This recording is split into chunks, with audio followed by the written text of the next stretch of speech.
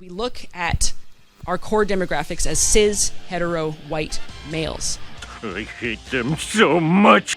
But yeah, so we treat our white male audience as babies.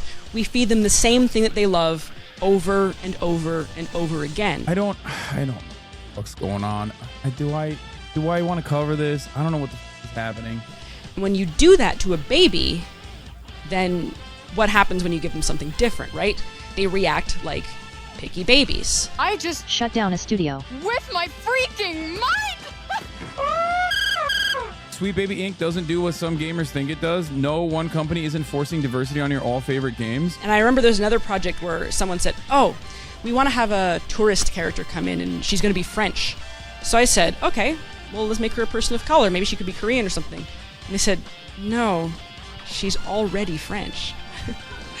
And I thought, okay, well, I want to do better than this. Better than this.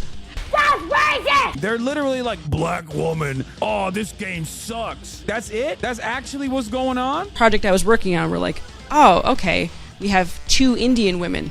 Well, we can switch one back to white. Like, Why? when we look at these white guys who are supposedly our core audience, I kind of want to imagine that as consumers of a lot of different products, they also want to experience new and different stories. And I think we need to step out of this rule that all white men lack imagination to the point that they can understand and enjoy aliens or monsters, high fantasy, dwarves, anything, so long as it's through a lens that looks like them. Because ultimately, if that's the kind of person that you decide you're going to work for, that's the kind of person you're going to design for, you're never going to innovate. Anita Sarkeesian did not play a role in the gaming industry at all, no matter how hard you try to justify it. It is my honor to present the Game Developers Ambassador Award to Anita Sarkeesian.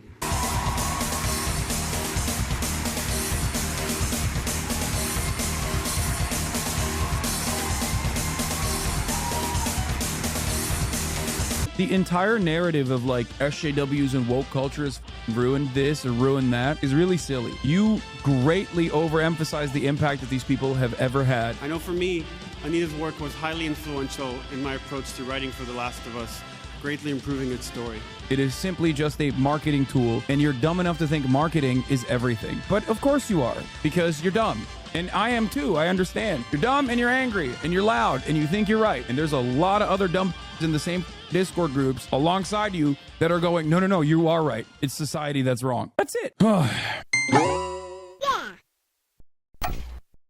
Wow. You know you are for sure in the wrong when Hassan Piker of all people is defending you. If I had any doubts that what I believed was absolutely wrong, Hassan Piker coming out to bat for me would be a clear sign of it. If Hassan Piker was defending me, I don't think I would show my face on the net ever again. In general, the people who have been wrong about basically everything are the only ones coming out to bat for Sweet Baby Inc. if you haven't noticed, because we are amidst a giant industry-wide cover-up. It's just as I predicted, everybody would be talking to each other behind the scenes, organizing a plan on how to fire back against all the absolutely valid criticisms of this company. Because remember, big billion-dollar corporations are only evil when they're not listening to leftist ideology. But when they are listening to leftist ideology, all those anti-capitalist folks come out of the woodwork to defend these billion-dollar corporations. Somehow we're supposed to believe an entire industry advocating for the same exact political beliefs marginalizes these groups too much, because clearly not enough has been done for representation.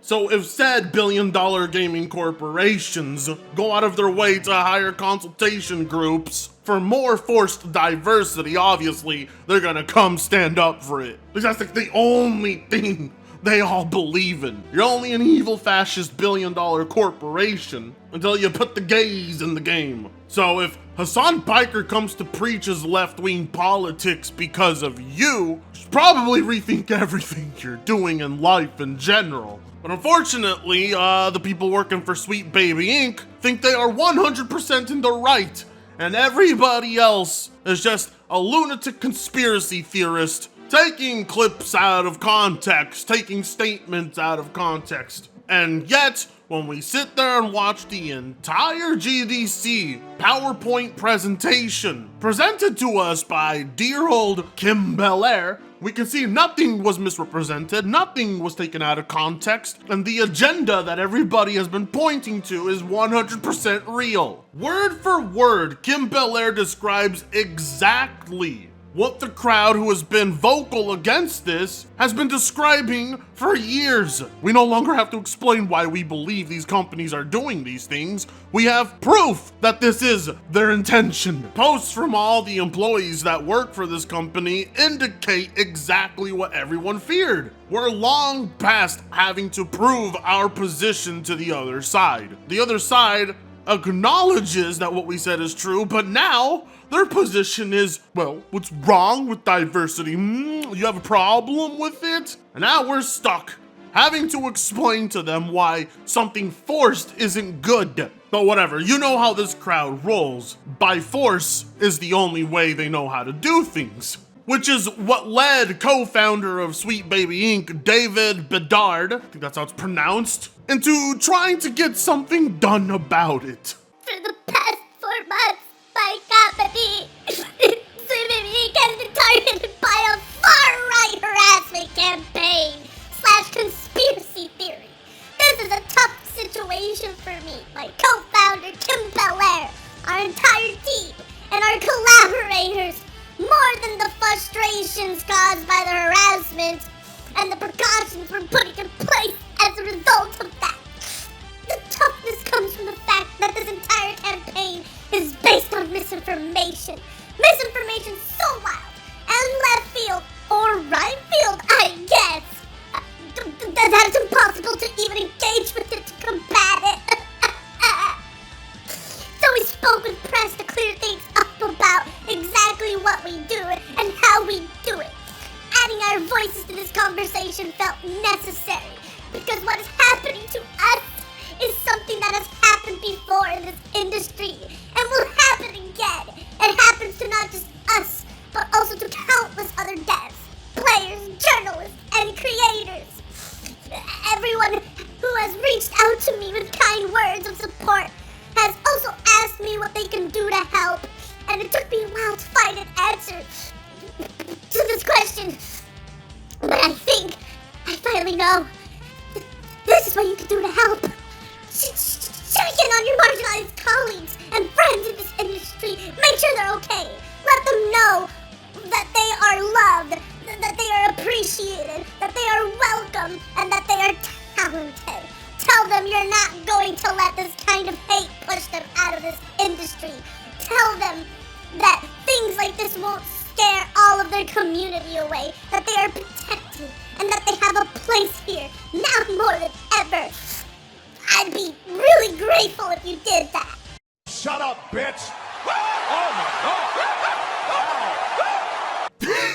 Fucking audacity of this company to come out with a public statement like this. You can find this on their LinkedIn profile. We'll get to that far-right talking point in just a second. But to claim that they've been harassed and targeted. Oh my god. This all started when an employee of yours asked their followers on Twitter to go report and take down someone's Steam profile. Your employees partook of targeted harassment. We wouldn't be here if that didn't happen. If that didn't happen, everybody would continue thinking, oh, all that Sweet Baby Inc. stuff is just a giant conspiracy theory. And now here we are, and people are believing, and that is because of your employees and how they conduct themselves. We wouldn't know about Kim Belair's anti-white rhetoric at her GDC speeches. We wouldn't know about the connections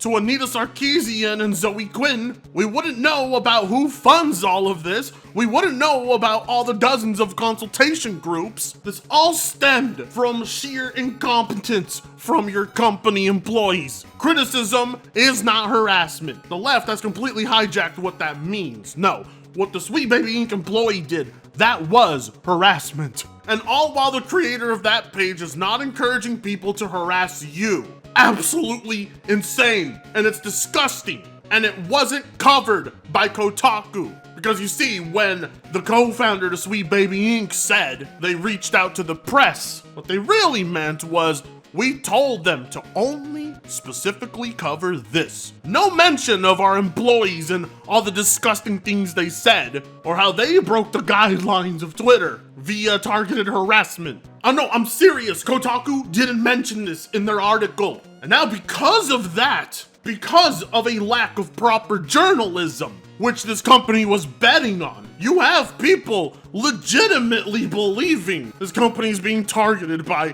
far-right gamers, which is hilarious because you have people who don't even get political at all on their YouTube channels covering this. When Mutahar, of all people, is covering it, you are under no position to say you are under attack by the far right. I know many of you are fighting the urge to regurgitate right now. It's gross, I know, but you have to understand that this is how the woke mob works. They know that they can use the media to their advantage, and it'll work each and every time because all the normies that read this crap think to themselves, oh, far right, I don't want to be that. The internet attacks that. Bad. Which is why you get posts like this. There's a new Steam Curator for quote-unquote woke games. Imagine beat this week. You need to make curated lists to tell you which games you can't play. But then these folks complain when the left criticizes a game even mildly. Oh my god.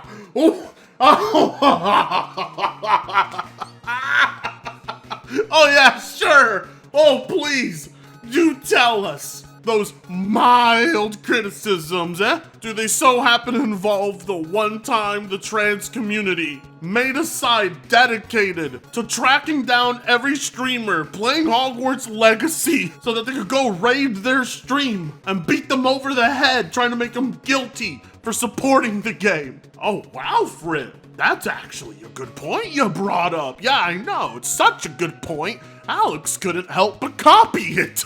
But then again, what are you supposed to do when most of your work involves copying me? So if it's brought up in an Alex video, you'll know where he got that point from.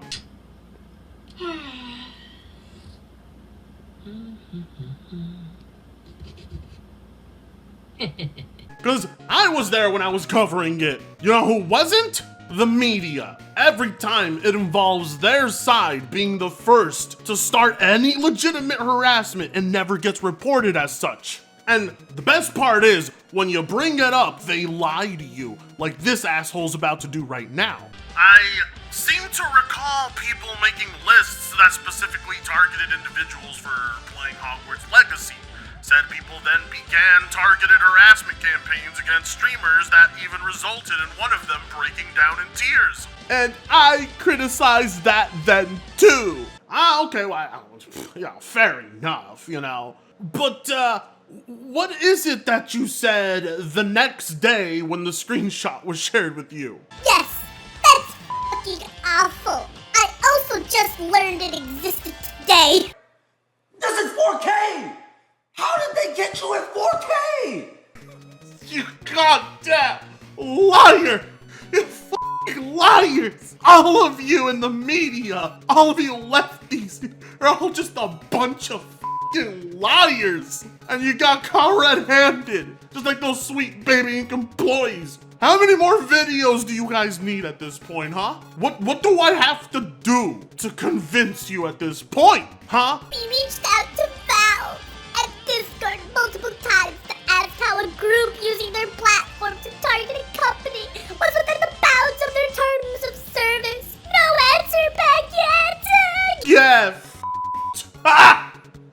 Based! And here I thought Game Duel was gonna bend the knee. Yeah, but instead he left them on red. And that is exactly why they went to the press and felt it was necessary. Not to clear their name, but to get the press reporting on a whole different story. This Brian Francis guy is a member of said press. Gabe Newell and Valve knew exactly what to expect from your publications, and they answered in the appropriate manner, not telling you a damn thing, because no rules on the website were broken. And yet you guys are out here reporting the story this company wants you to, twisting the narrative in a way that benefits your side. And it's gross, it's disgusting, and the entire industry is entrenched in it. The burden of proof is no longer on us at this point. It's now up to the woke mob to prove themselves. Mission accomplished. They're backed into a corner that allows us to just continue digging up more information on them. Soon, there'll be nothing they can do to cover up their tracks. I'm proud of all of you, each and every single one. Just like you should be proud of me because I'm close to 70k subs, and if you really want to see me get there, then like, comment, share, and subscribe if you so choose to. You know how it is. That being said, see you in the next one. Free Congo sucks ass.